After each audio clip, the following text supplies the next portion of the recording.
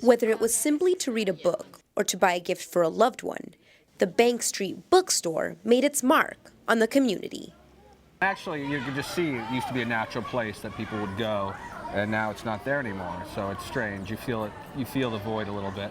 Since 1970, the Bank Street Bookstore has been a landmark in the Morningside Heights community. In December of 2014, the bookstore had to close its doors to its 112th Street location. They bargained with the realtors, but the rent was just too high. From the standpoint of that landlord, I don't think you could have found a better tenant. I mean, we paid our rent on time, and we're a solvent institution. And so as far as fighting, we did attempt to negotiate with them.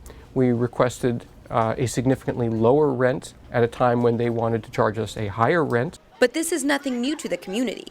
Tenants in the area have faced gentrification for years. In October of 2014, Unicafe left its space on 115th and Broadway. Today, the space is still vacant. Some spaces have been vacant for much longer.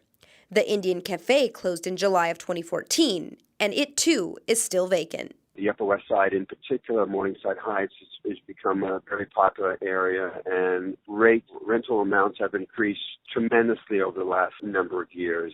We reached out to Community Board 9 but got no response. The Community Board posted the following statement on their website. There continues to be a number of store closings in the area. The southern portion of our district has been more fortunate with only a few closings, and a number of those vacant spots have new tenants building out those spaces. According to the Community Board, the Northern District has seen an increase in fast food restaurants such as Chipotle. They've also seen an increase with communication stores like Metro PCS, because those are the type of companies that can afford to pay the higher rents.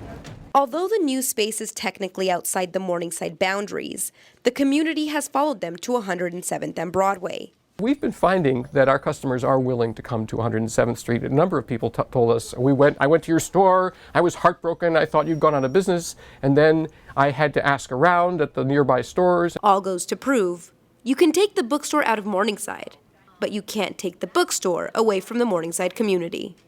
Marissa Armas, Columbia News Tonight.